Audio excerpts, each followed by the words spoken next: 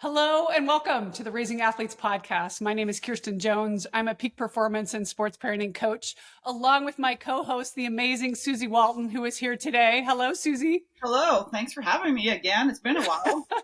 I know Yeah. it's so great when we get to be together, and we have an amazing guest, a different angle that we've never taken. So somebody who's been an athlete, who's been talking and reporting on athletics the last 35 years of his life, and is also a parent. Welcome, Tom Caron. Thanks, Kirsten. Thanks, Susie. How you doing? We're good. So hello, Yeah, Boston. you definitely read that the wrong order. Been an athlete would be at the back of that introduction. Thank you. But that's a great lead off, actually. So let's talk about that. Let's talk about the beginning and how I always find it fascinating how people get into the careers that they're in. And as we are talking to parents, a lot of parents have these ideas about their kid playing pro whatever. And I ended up working at Nike. I never played pro anything either, but I got to work with the best athletes in the world. And you do too. So can you take us on your journey a little bit? Yeah, I always say the athletes I cover always got great coaching and great parenting, right? That's usually one. I mean, there are exceptions to the rule, but by and large, they had coaches and parents who kind of set them on their path. Same was true for me. I had a lot of coaches and my parents who told me you have no chance of being a professional athlete. They were clear on that early on. And I had parents who said there are other ways to follow your passion in sports. So, yeah, I mean, I played everything as a kid like everybody does. Wound up playing soccer. I was a goalkeeper before somebody figured out you had to be 6'4" to be a goalkeeper. And actually, still have my high school record for lowest goals against average from decades ago. So one kid came close like 10 years ago, and I put the whammy on him, and he gave up a goal in the last game. But played a year of college soccer, got hurt, Division II, never got in a game, never got to step on the field, but got to be, when you're a goalkeeper, you're either playing or you're not. And I was a freshman, third string. And we actually played Division I UVM, which was really good at the time, University of Vermont. And our coach, we were down like 10-0. And there's, the second string keeper's already in. He's been scored on 3-4 times. And our coach sort of walks up to me and looks at me and then like shakes his head no and walks away,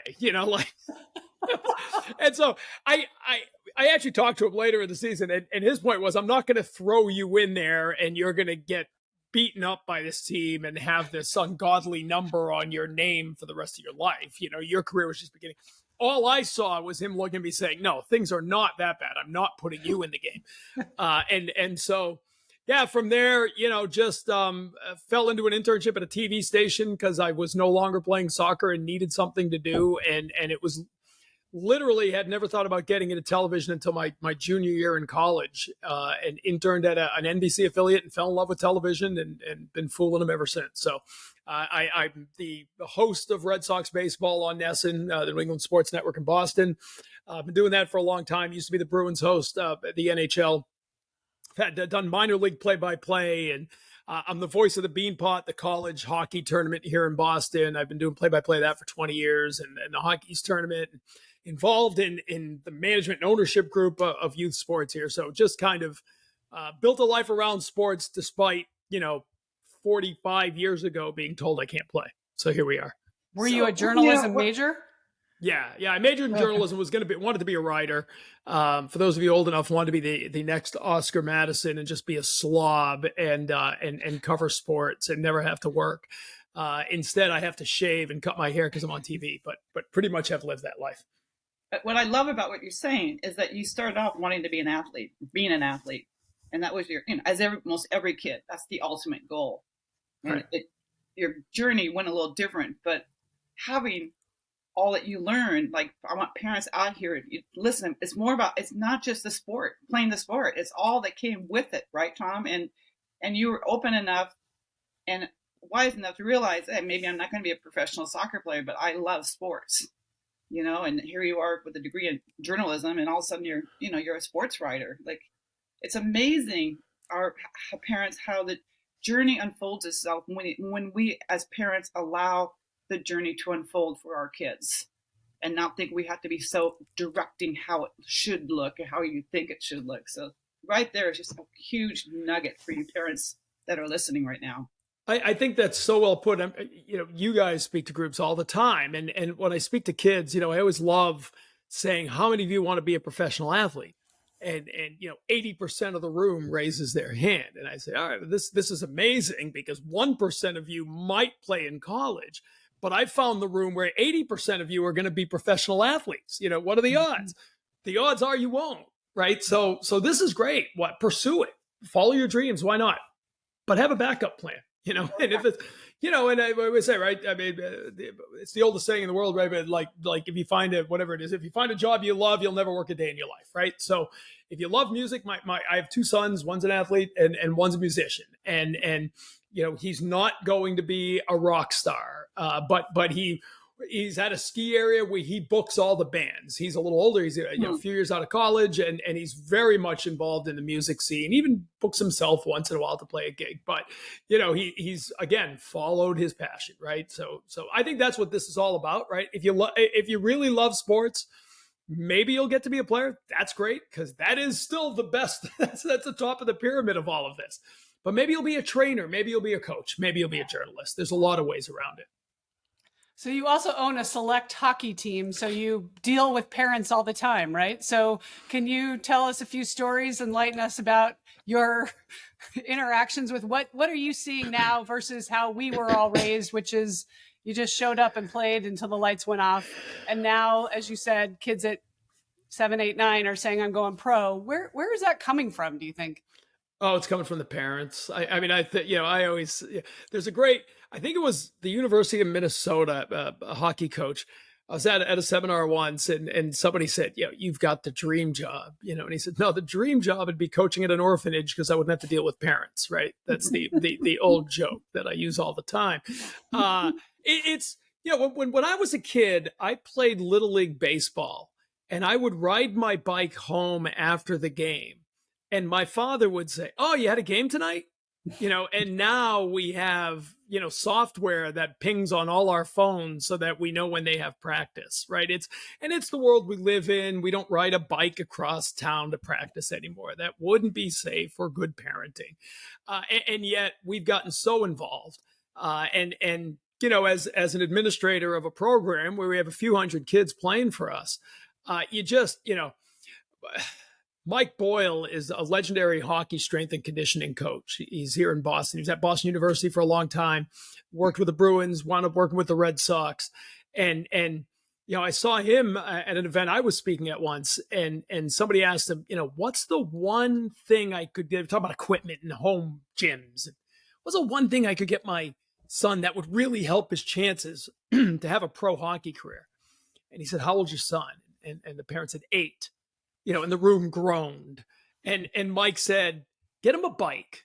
Because if he gets a bike, he'll pedal around the neighborhood. And if he pedals around the neighborhood, he'll meet more people. If he meets more people, he'll have more friends. If he has more friends, he'll be well-grounded. If he's well-grounded, maybe he'll keep playing hockey and be a good person and find the strength to take what it may, to find what it takes to be an athlete. The parents are so caught, it's the money at the pro level. It's the dreams. It's the concept that we can be Tiger Woods' dad, an engineer, an athlete, right? It's all of that.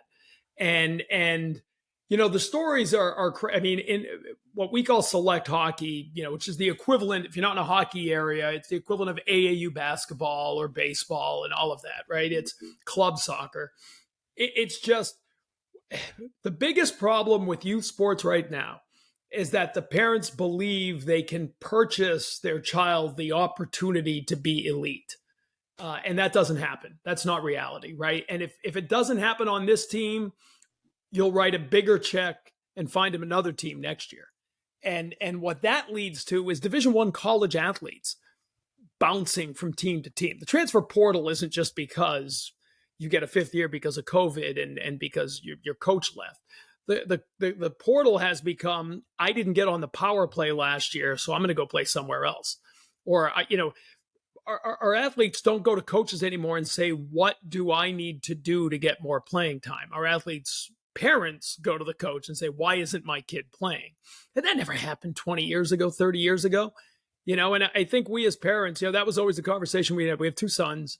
They both played youth sports. And if they weren't happy, so all right, you go to the coach. And you always begin the question with, what can I do to change this? Not how are you going to change this? Because chances are at the end of the day, if you're not playing as much as you'd like, it's probably because you're not working hard enough. And that's an oversimplification, but it probably all begins there, right? Oh, that makes me... There's a lot to unpack in that answer. It's all right. It's right there. We're good. We're complete. Yeah, we're all in with you, John. Thanks for having me on. I appreciate it. We'll see you again next time.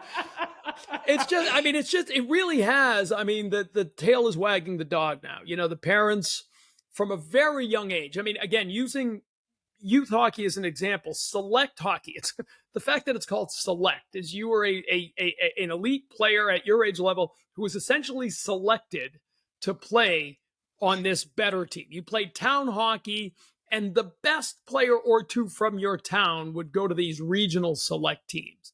And listen, I'm guilty of it. I'm part owner of a program, and we're one of a billion of them here in Massachusetts and New England. And because there are so many options, nobody knows the pyramid anymore. No, and Mike Milbury, the former Bruin coach, once said to me that somebody needs to be anointed the czar of youth hockey.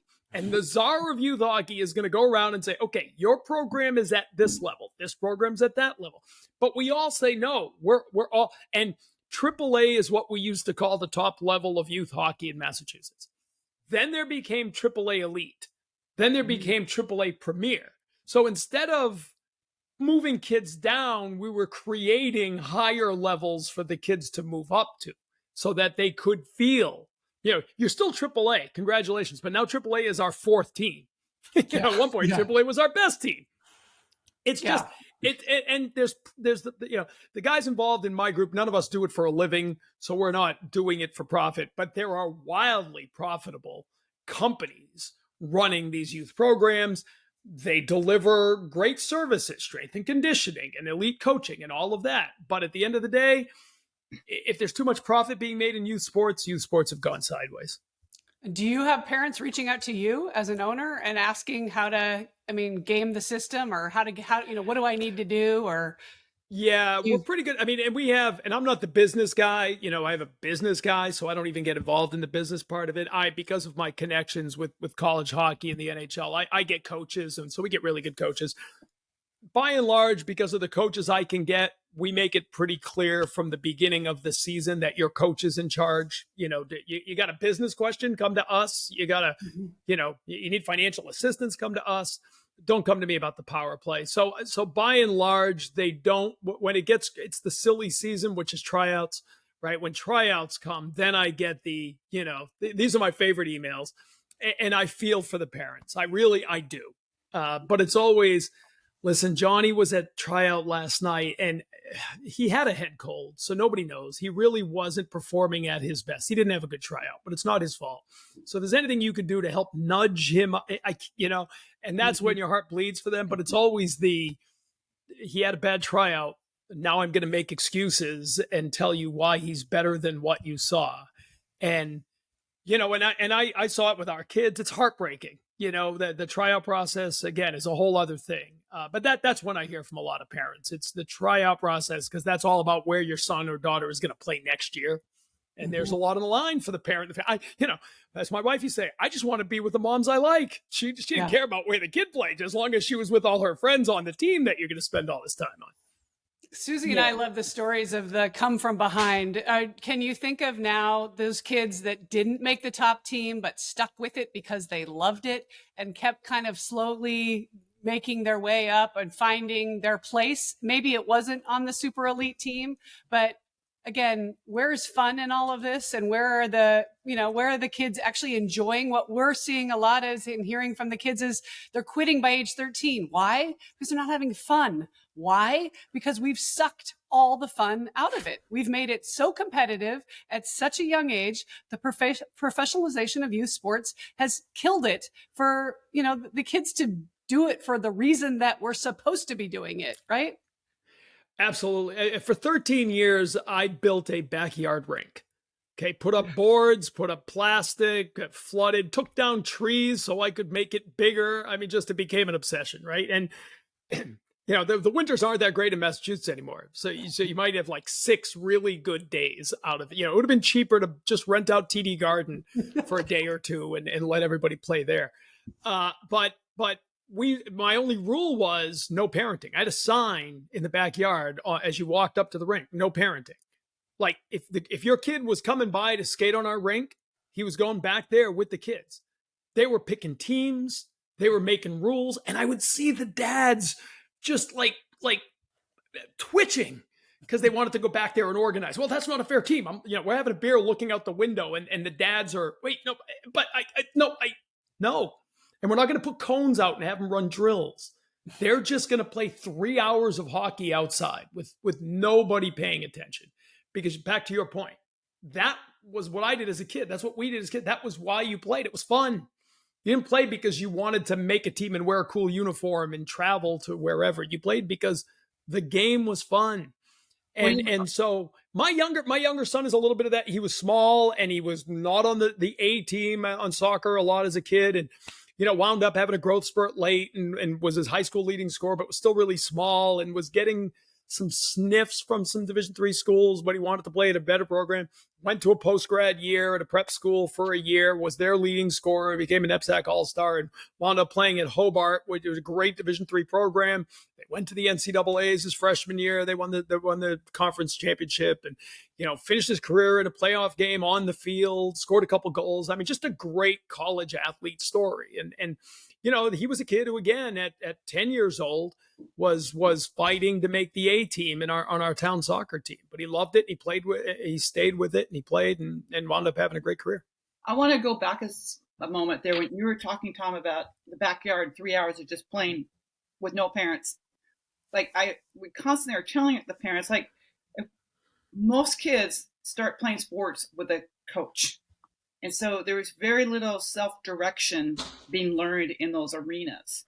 And spending 3 hours on an ice thing with playing hockey for 3 hours with no parents, that's where self-directional comes in.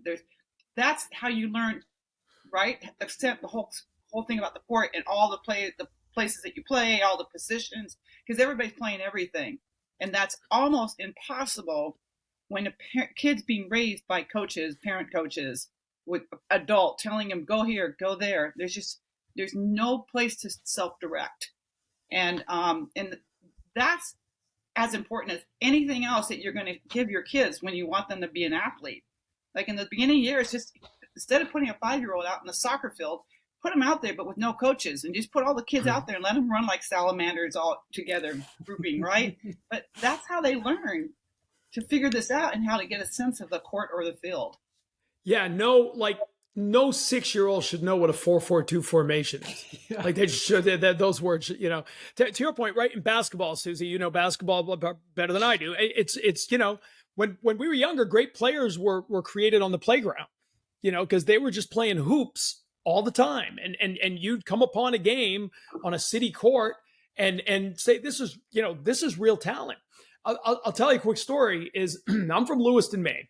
And Lewiston, Maine has one of the bigger Somali refugee populations in America. And there's a number of reasons why. And it was really kind of a problem for the town because they didn't have the social support, the services, the money. And there became real bad unrest in this city of Lewiston, Maine, to the point where it got really ugly. Somebody threw a pig's head into a mosque. It was on 60 Minutes. It was really, really nasty. But fast forward in 2015, a couple years before that, the man who coached me in high school, Mike McGraw, just a Maine guy who I don't even think he played soccer in high school, but he learned soccer or he played by the end and loved it and became this great, great coach. The Lewiston, Maine had never won a state championship in soccer. And he was driving around the streets of Lewiston. And the reason I bring this up now is I'll go back to what Susie said is he was driving by these playgrounds and watching these kids play soccer, some barefoot. And he was like, these kids are all better than my varsity team. But these kids, these refugee kids weren't assimilating into the school. They didn't know how to try out for the soccer team. They didn't even know that was, a thing. They just went to school, went home. So he went through a year process of sort of learning the community, finding out who the leaders of that community were, convincing them to convince the kids to come try out for the team. 2015, Lewis and Maine wins its first high school soccer championship in Maine history. 5,000 people in Portland, Maine, biggest crowd to ever see a soccer game in Maine history. Amy Bass, who's a New York Times writer and a producer for the Today Show, went to Bates College in Lewiston. She followed that team around. She got wind of it. She wrote a great book called One Goal, and it's like a modern day Friday Night Lights. My father-in-law in Lewiston, Maine, was suddenly going to grab a cup of coffee at the Somali coffee shop to talk about the team. And like this high school team brought this community together. Back to your question, that entire team learned to play soccer for the love of the game. There were no organized youth soccer practices for these kids in Lewiston, Maine. They were just kicking it around on the backfield. Now they started at home where that, passion was there, but they won, I think it was 3 championships in 4 or 5 years after that. And it was all because they tapped into this group. And now that has spread to the natives, right? The people who grew up in Lewiston, Maine are now playing these sort of wide open games on fields all around town. It has become a soccer hotbed. And it's all because this group, which you thought was as different from us as possibly could be, had brought the way we all learned the game back to youth sports in Lewiston, Maine. That's a great story. Amazing. So good. Yeah. In the book, I talk about from the other side of it, from the coaching side of it. And we have a lot of parents who like, oh, I'm a dad. I played. I can coach. Right. So, and so they anoint themselves as the 5th grade coach, and they start doing exactly what you're talking about. Well, we've got to have, 5 different plays, and we've got to have an out of bounds play. And we got, and these little 10-year-olds are like looking around like, I'm sorry, what'd you say? And I remember my husband helping out with, who had played D3 as well in college, helping out with his dad who had never played before. And he was putting it, Omaha. And every time he yelled Omaha, you could see the kids like, what's happening? Why are we yelling Omaha? And Evan would call a timeout and say, okay, space the floor, pass the ball, go. Right. And the kids would be like, got it. That we got. Yeah, you can't tell the kids to run, a double down screen and pop out, and like they're not going to get that. But simple is better. Allow them to, again, teach the fundamentals and allow them to have fun with it, right? Well, I'm guilty of both because I never played hockey, and my kids were both hockey players. So I learned to play hockey, right? I started skating in a men's pickup game, and it's funny to the point where you go out for a beer after a pickup game with a bunch of these guys, and they're sitting around talking about the biggest game they ever played. And guys talk about scoring the winning goal in the Beanpot Championship. Guys talking about his tryout with the Toronto Maple Leafs. They get over to me. I was like, man, tonight was probably the biggest hockey game I ever played in, right? The 10 o'clock skate with you guys. But I learned to skate because I wanted to be part of it so I could get on the ice. Never as a head coach, but I was an assistant coach with my kids growing up. And it was funny. One head coach who played college really figured out what I could do for this team. And we wound up winning a state championship. Is I would sit there and listen to their pregame talk. And, the F1's got to attack the defender. And it was all good stuff. But like by the end of it, it was like you were taking the kids out of trigonometry class and throwing them on the ice. So he'd always turn to me, you got anything, coach?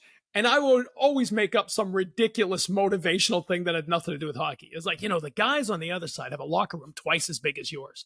Are you going to let those fat kids sit around, enjoy that? And like, they get catered. You got no food. I just make things up so that after they digested all this hockey knowledge, they would actually get fired up to go out and play. Because I think we forget that.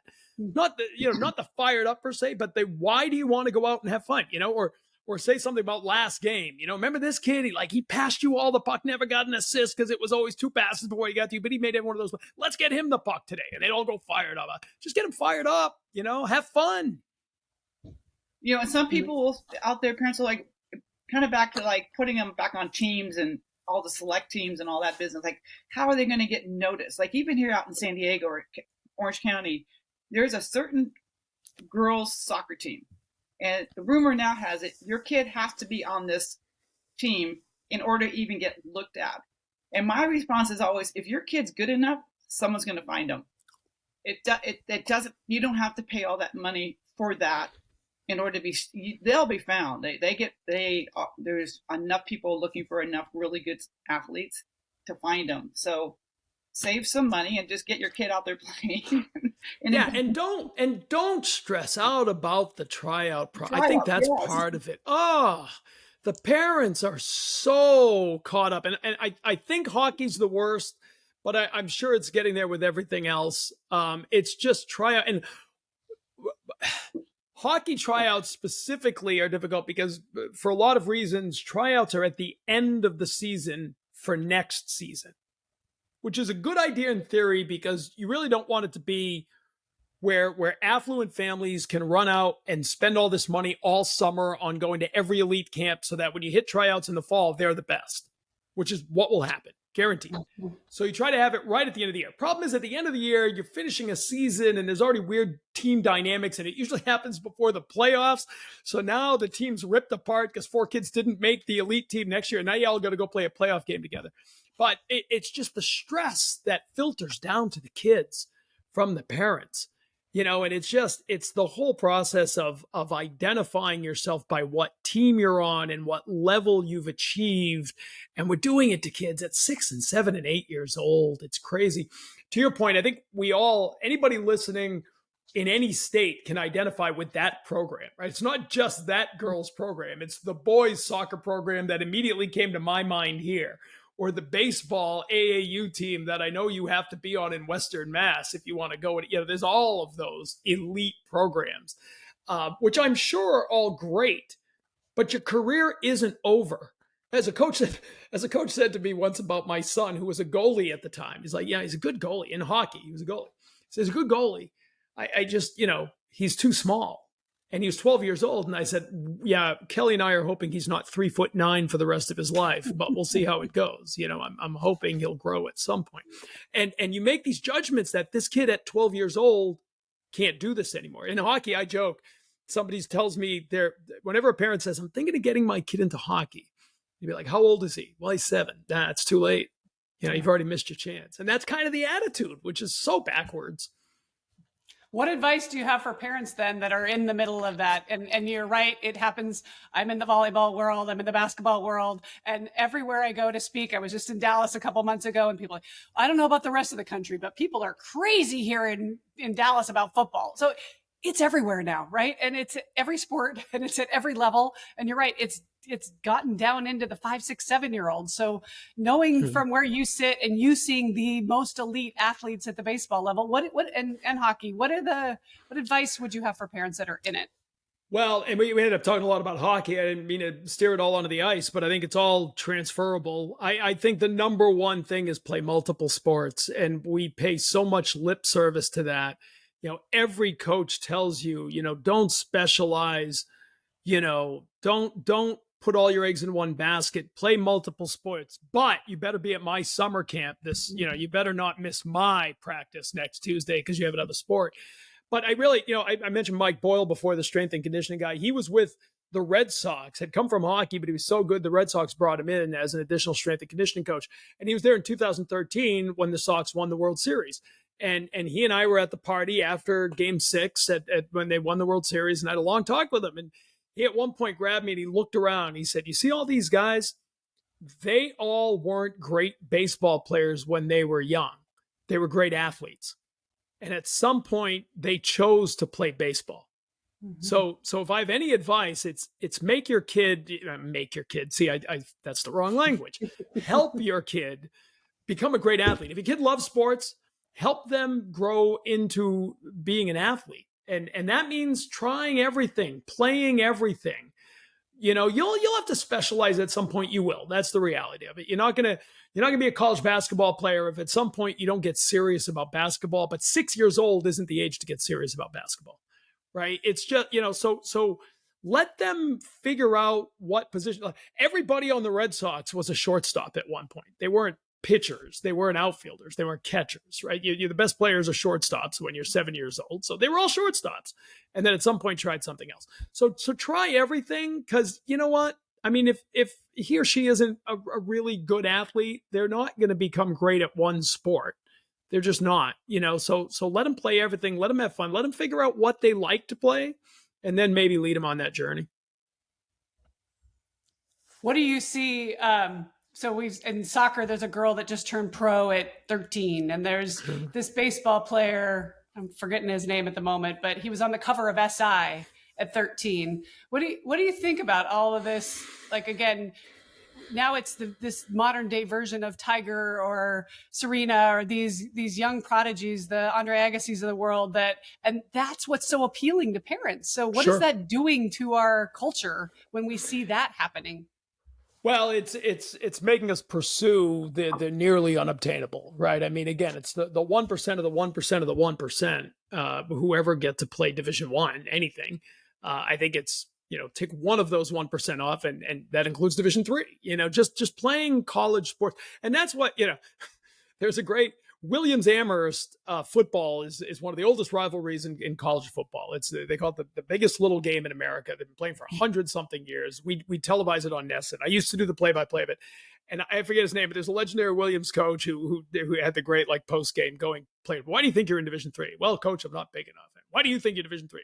Well, coach, I got hurt in Division I, and then he turns to the room and goes, no, you're all Division III because there's no Division IV, and he walks out of the room, which is his way of being upset after a loss. You could never do that now, by the way. That's not good coaching. But it's trying to make, there's a Wheaties box with Josh Beckett from the 2007 World Series over my shoulder. If that's your goal, you're going to fall short of your goal. Because Josh Beck's the only guy I know who's on a Wheaties box after a World Series, right? I mean, it's just, the goal should be, and again, Cal Ripken, when he was retiring from baseball, I did an interview with him, and I don't know if he has these baseball complexes in Maryland and Myrtle Beach. And he was sort of putting all that together when I interviewed him in the final season of his career. And I said at the end, I said, this is great. And he goes, yeah, but I get a lot of criticism because people are like, wow, you're really trying to make your son good at baseball. And he said, no, I'm trying to make my son love baseball. If he loves baseball, we'll see if he's any good at it. So that's, again, the cart before the horse, right? Before you get to the cover of Time, and I'm sure you all will, figure out if they love it. Because if they don't love it, I mean, we know a million stories of kids who were can't miss prospects at 8 and 9 years old. And they were great players. And at 12 years old, they looked up one day and said, I don't want to do this anymore. I'm burnt out. I did that with swimming. I was a great swimmer. 8th grade going into high school, I'm done. Yeah, because back then there was no scholarship. There was just nothing. I'm like, this is way too much work and not have any time to have fun. Yeah, I mean, if you don't love it, you don't love it. I mentioned my son was a hockey goalie, and 3-4 months after we bought the $1,000 set of pads, he looked one day, I don't really like being a goalie anymore. And so I said, okay, I thought it was good parenting. He didn't love hearing it at the moment. I said, well, here's the deal. You're not going to make it to the NHL as a goalie. And so you might as well play a position that's fun because you're not going to make the NHL as that either. You got my genes. Sorry, buddy. And so, we went and told the coach, and I'll never forget how upset the coach was. Like, can't you convince him to stay in net? He's a really good goalie. It's like, no, why would I even consider doing that? And apparently a lot of parents would. But it's just, again, if he wasn't having fun, he wound up being a good player out on the ice and had a great time. And that was the whole point. So I know we're kind of running out of time, but I have a question. No, we got time. Is that, so we were talking about how parents and the pressure they put on their kids. And though at the same time, it costs so much money for these parents to have their kid playing. So it's like this, dang if I do and dang if I don't. Right. You see it. I see it. I have 9 grandkids. I'm going to sporting events all the time. And you see these parents and you're thinking they don't all have a lot of money, but they're all paying a lot of money to have their kids playing. And so they expect, I don't think they do it purposely, but it's almost like that mindset. Darn it, if I'm paying for this, play, get better. And so what do you tell them? Yeah, that's a really, really good question. And the program I run isn't cheap. So that's a good example of it. And I've said this to groups of our parents before, like any other investment, try to think what you're looking for a return on that investment. If you're investing in this to get your kid a scholarship, it's probably not going to work. You're going to fall short on getting that return. If you're investing it because you want your son to love hockey, or your daughter to love soccer, or your son to be a great swimmer and enjoy it, and maybe get to, I always make the start. I talk to all our parents at the beginning of the season, and I say, we're not here to help your kid become a college hockey player. We're just not. Okay, though, because the college hockey specific, there's only 60 Division I teams. There's not a lot of Division III teams. There's no Division II hockey. There's very few possibilities to play college hockey at any level. But we're here to help your son or daughter improve, and if he or she improves enough, then maybe they will have fun playing high school hockey. And if they're really good at high school hockey, then maybe someone will notice them and maybe something good will happen. That's not our job. At 10, we're not developing that. At 12, we're not developing that. Other programs say they are, and maybe they are. That's fine. But that's literally, we have taken up the space behind that. We are not trying to make your son or daughter an elite Division I athlete. We're just trying to help them become a lot better, to become the best player they can, have fun along the way, and play good high school. We have short season teams in the fall for high school kids. And we purposely do not, a lot of hockey programs, I'm sure basketball's got, like, you have to choose now. You're either going to go AAU or you're going to go high school, right? We want our kids to all play high school, because I think high school sports are being ripped apart by academies and soccer and by everything else. And again, for the elite, the true elite, that's probably where they need to go and get, my wife's cousin has 2 daughters. They play soccer at Duke in South Carolina. Okay, they've been elite. They are amazing players. But most kids are not going to get to that, and should not miss out. We have friends whose sons missed out on their high school experience because they went to play on the 3rd team for a junior hockey team and never had a chance of going anywhere after that. But they were pursuing the dream and paying the money, and that's crazy. So I guess, a long-winded answer. I apologize. But what are you looking for return on the investment? Because I love that. Invest in your kids' soccer or hockey or swimming future, but don't think you're putting in the money to save college tuition, because that won't happen. I know. I tell parents, put your kids in rec league and save that money so that they can go to the college they want to go to. Because the way you spend the money now, and if it doesn't show up, your kid's going to not be going to any college, because you're not going to have any money left. So just be smart on what you're choosing and the purpose, like you're saying, the reason behind why you're putting them in that program. And don't do it for a scholarship or, the next NBA All-Star. It's not going to probably happen. I say to my wife all the time, we should have spent all that money on coding camp and taught them how to be that would have been a much better return on investment. All right. I mean, if we should have raised, we blew it, they should have been going to the Russian math school or whatever it is, that would have been cheaper than select hockey. Right. But you do it because let's not lose sight of the fact that we do. And I think almost all parents are in this boat. The reason, my 2 sons are better people, are more well-rounded adults because they played sports. Mm-hmm. And that's still, to me, the foundation of it all. I've had this conversation with parents who are, their children are not athletes. I remember we were out to dinner not long ago, and we were going to miss their daughter's wedding because my son had a college soccer game. And it was after I missed the first half of every college soccer season because I'm doing baseball. The silver lining if the Red Sox don't make the playoffs is I get to go see more soccer, right? So I'm driving, but she literally couldn't understand how we'd miss a wedding for just another college game, and it was senior year. And if you're an athlete's parent, you get it. We're not going to be doing this forever. And then it got into the whole, why play Division III sports anyway? I mean, it's not, you're not going to turn pro. And that's, there's a million obvious answers to that. The teamwork, the character, everything you learn. But I have a friend who's an athletic director at my alma mater, St. Michael's College, where I played soccer in Vermont. And he's the athletic director. And every year he gets calls from Enterprise Rent-A-Car and Cisco Systems. And they say, you have any athletes that we think would be good for our training program? And early on, he'd be like, well, what should their majors be? And like, oh, we don't care. We just want athletes because we know they've committed to a team, they followed instruction, they went through a program, they stuck with it. Those guys are perfect for our training program for management. Yeah. I mean, my son that went to Princeton 2 months after the whole 9/11, he went to New York looking for a job. And he went to this hedge fund company, and there was no jobs after that experience for a while, that whole thing. But the man said, I don't need you, but I don't want to lose you. You're an athlete. You played at Princeton. You know how to get yourself up when you fall, and that's what the hedge funds need. And so they hired him on the spot. And I'm like, dang, Nate, that's pretty impressive. But that was that whole thing about what you learn as an athlete.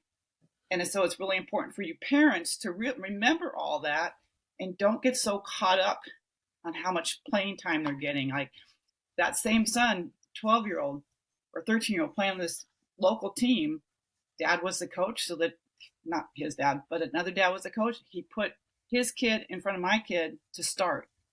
So my son Nate wasn't starting, and you knew that he was going to end up playing a lot longer than any other kid on that team. But his dad, Nate's dad, my former, said, don't miss out on this experience. You're going to learn how to come off the bench. There's very few guys, if you even make it to college or pro, that have ever had that experience because they were always the best. You're a good player, but don't take this experience, don't lose this experience. And sure enough, he learned how to come off the bench, and for the first few years at Princeton, that's what he did, and he was really good at it. But because his dad had the background that he had in basketball, he knew, like, don't miss out an opportunity that's being provided. Don't look at it as a negative.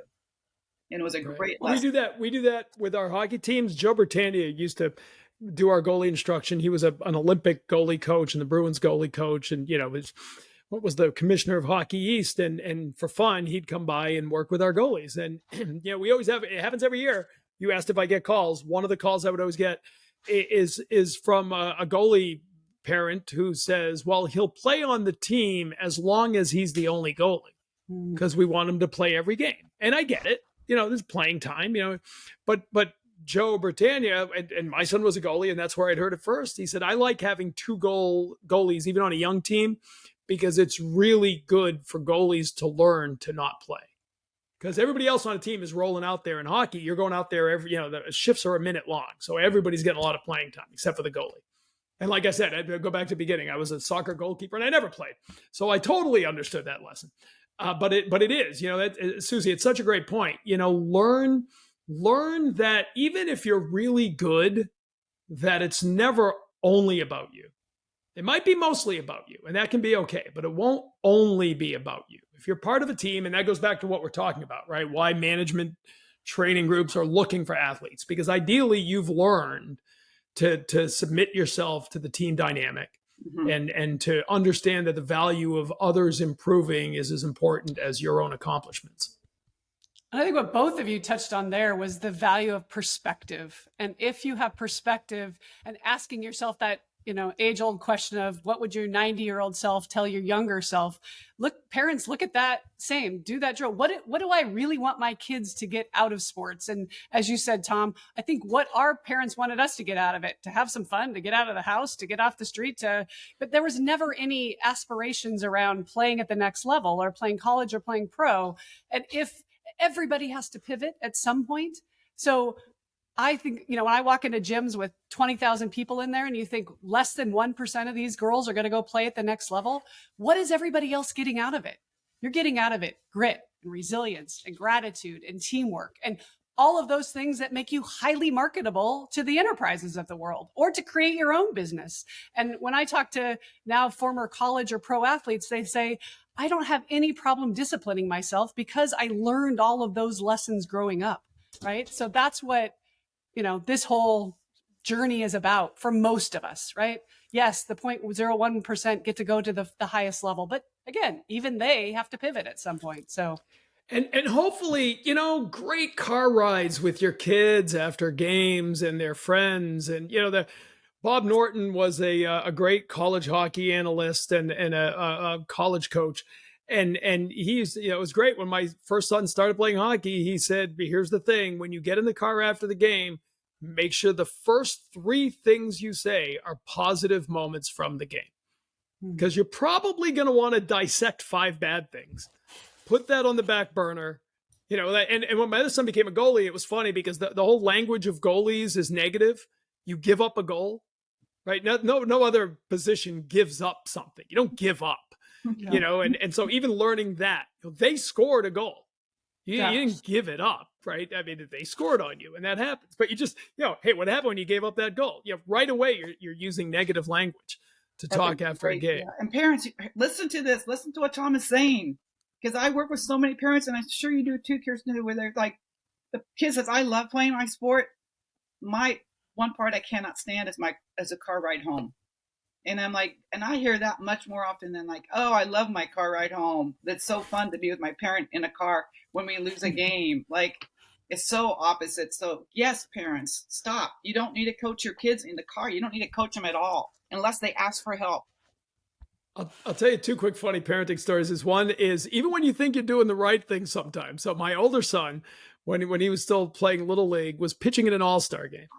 And you know, again, I think of myself as a pretty, I wouldn't say mellow because I get pretty fired up, but I try not to yell out onto the field, you know. And so an inning ends and he comes in and he walks right by the dugout, the bench, and walks to me with the parents and goes, Dad, stop saying nice pitch. I was like, why would you ever want me to stop saying nice pitch?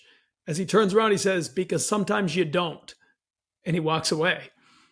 Wow. And it was such a great moment because it was like later, I was like, we're talking about it later. He goes, sure, I'm waiting to hear nice pitch. You don't say nice pitch. Oh no, that wasn't a nice pitch. Now it's like spiraling downwards. So if you're gonna say nice pitch, say it every single pitch. Okay, don't take any pitches off. And then the other one was, you know, my other son who just graduated a month ago.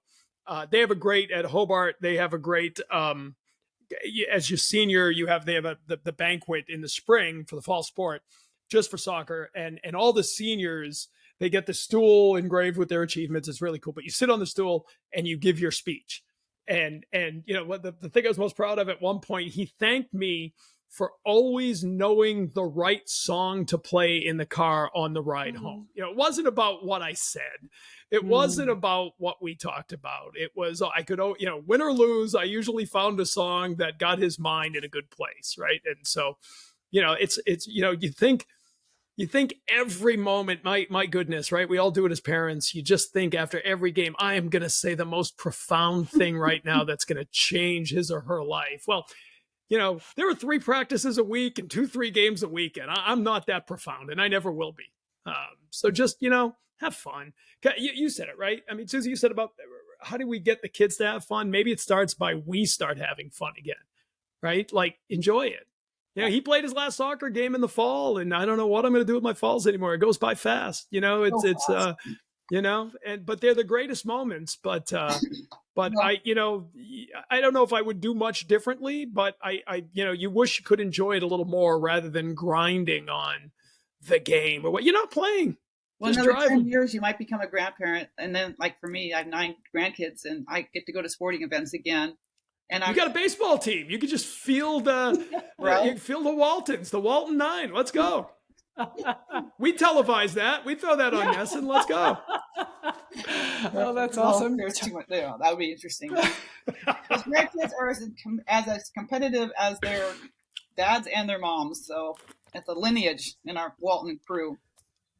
The entertainment. Well, again, right? But I mean, they're going to grow up in an environment where competing is natural and fun, right? Mm-hmm. Everything we just talked about. I'm sure they're being brought up that way. Yeah. You know, and that's where it all begins. You know what I mean? I mean, but you know, don't let them win.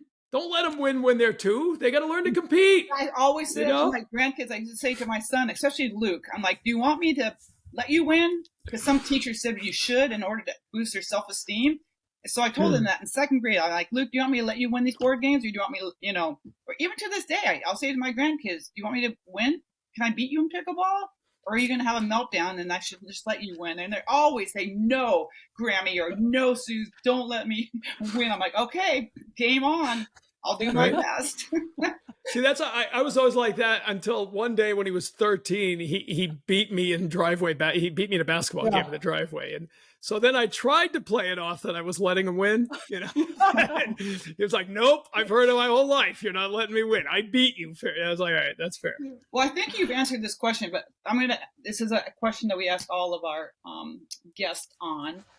And it's to finish by asking this statement: the best athletes I know do this. I think you pretty much hit upon it all parts, but what is that one thing or two things that you see with all the best athletes that you know? What is that one thing?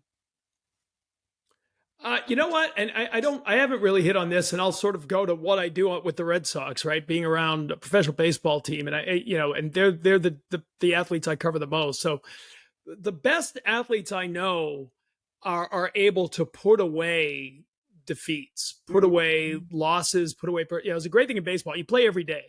And I had done hockey, covered hockey. I was a minor league hockey broadcaster before, and then the Boston Bruins. And then I started doing the Red Sox. And I remember early on thinking, man, these guys just don't care. By the time they leave, they're laughing and patting themselves on the back. And, in hockey, I mean, they're going to go sulk for 36 hours. And finally, I forget who I was talking to, but a pitcher, after a game, he's like, no, I don't leave the locker room until I have put that loss away.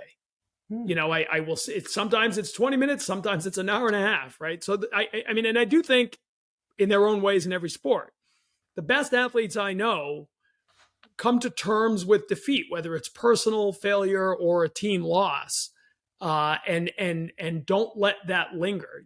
Because that's just bitterness waiting to root, and there's a lot that goes beyond that, right? That means you're not trying to find excuses as to why you lost or why you didn't play or why you didn't get in or why you missed the shot. I remember my son missing a penalty kick in a high school game against the number one team in the state, and they tied instead of beating them. And that was one of those long, you always think I'm going to have these moments. That was the moment, right? He and I sitting there in the bleachers, everyone's leaving, he and I are talking, and I was like, the great thing is, the next time you score, that missed goal will be part of the buildup to that next goal, right? Because it's all part of the journey. And those are, and he kind of, because I don't think it's what I think he expected me to tell him why he didn't score. You didn't score. It happens. You didn't, you would have scored if I was in net, but I wasn't in net. I stopped playing keeper by that point. But it's, I think learning to deal with failure, right? That's such an important part. That's, I think, maybe the most important thing your kids will get out of sports, except for the scholarship, which they will all get. I'm absolutely sure of that. But learning to deal with failure, right? I think as a society, we don't do that real well. And hopefully, if your kids are playing sports, they'll be better at it than most. Great. Tom, thank you so much. I know we've gone over, but we could probably talk for another hour, but I know you have a day job that you've got a night job. Unfortunately, it's baseball. Yeah. And there's rain here in Boston, so it could be a long night. We might have a rain delay at Fenway, but that's Who did they play today? We've got the for the second straight night, the Miami Marlins, who beat us 10-1 last night. So talking about dealing with failure. That was a good example of it last night. New day, right? It's a new day. That is the beauty of baseball. You play again the next day. Although, as Terry Francona, the great manager of the Red Sox, once said, and Susie, what it's like here in Boston, is he said, we don't have a 162 game season in Boston. We have 162 one-game seasons. Every game is the end of the world. That's not that way everywhere, as you know, but it's certainly like that, whether it doesn't matter if you play for the Celtics or the Red Sox or anybody here. That's how it is. We still have some there's some Walton Red Sox fans still from our time in Cambridge. We love the Padres. Some of us love the Dodgers, but there's a few of us that are still diehard Red Sox fans. So I'm going to talk to Justin Turner for a thing I'm doing this afternoon. So we thank the Dodgers for him. He's been a great addition here. Nice. And it's Boston's great. It's just such we're parochial in all the right ways. If you live here, all the wrong ways, if you're outside looking in. But it's what makes it such a great sports town is that of all the cities I went to back in that lifetime, Boston was my favorite city. And I'm a California girl. And I loved every aspect, but there's sports back there, nothing like it. So yeah, there really isn't. And we're in a golden age right now, right? Because, I mean, we went a lot, the Red Sox went 86 years. It actually, so the 86 Celtics to the 01 Patriots, we didn't have a single championship. So it went 15 years without a championship. Wow. And then Tom Brady changed that, and now the Patriots have won 6, and the Red Sox have won 4, the Celtics and Bruins have each won 1 more. And so, when I grew up here and growing up here, 86 years was just part of our DNA. Now it's been 6-8 months since anybody won a championship, and people start getting restless here. So things have certainly changed since then. The expectations are a lot higher because they've won some here. We spent 3 years in Buffalo, and that sounds a lot like Buffalo. They're still waiting and still hopeful. Yeah, they are. So they are still in that waiting process. There's no doubt about that, right? My God, is that they are. The Bills are so much like the Red Sox in that, the old Red Sox because the 86 years, it's not like they were bad for 86 years. They would come right, bring you to the altar and then call off the marriage. They would do that regularly. Wide right. No. Yeah. What's the old joke? They would donate the they have to make the T-shirts for both teams in advance, and they would donate the T-shirts to other countries and give them to, impoverished families. So there was an entire population of people somewhere else who thought the Bills were the greatest team in history because they kept getting these championship shirts that they had to get rid of. That's awesome. Oh my gosh. Oh, I haven't heard that. Tom, where can people find you and track your journey? Instagram, really TC, Twitter, Tom Caron, New England Sports Network. Thank you so much. In fact, Susie, here you go. So to bring it full circle, not only am I going to the Red Sox game last night and tonight, but it was Dead and Company at Fenway a couple of days ago. Okay, so there's nothing left to do but smile, smile, smile at the end of this. All right, well, so there you go. Birmingham, talk about Worcester. My first thought is Dead shows. Yeah, exactly. Yeah, they've the last tour for Dead and Company. I know they'll finish out at Oracle in San Francisco. So we got to take in the show Sunday night, and Bob Weir's still rocking. So.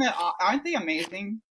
They really are. What's cool is with John Mayer, and I know this isn't a jam band podcast, but it's, there's really, like, my sons came, they loved it, their friends came. It really is cool that there's kind of generational now love for the Dead and Company. It's been a lot of fun. Travel up and down the coast, a couple of them, Luke and my youngest Christopher, they're still Deadheads, and yeah, it was a blast. It was the big, and here you go. So we've had concerts at Fenway now. Bruce Springsteen was the first in like 2002. They never had concerts at Fenway. Larry Lucchino changed that when he came in. He started bringing concerts in, and that the show Sunday night was the biggest single concert attendance ever at Fenway. Aerosmith, the boys from Boston, that was the old record. The Dead and Company beat them Sunday night. So there you go. Nice. Amazing. Good. On that note, didn't see that coming on a parenting, how to raise an athlete podcast. We're going to break down the generation. Susie and I just saw The Boss in Kansas City together in February, so we're all about that. Yeah, awesome, love it. Yeah. We'll do a follow up someday and break down the greatest shows we've ever seen. All right, the best set list. Go back to Cornell and 77 and all of that. That's another podcast. Tom, thank you so much. We so enjoyed this conversation. Parents who are following along, text us, email us with your questions and things you'd like to hear about. But I think you got a lot of great nuggets today on how we can do this better. We're all in trying to not only make strong athletes, but extraordinary people. So parents, let's do this. Let's do this. Thanks, guys.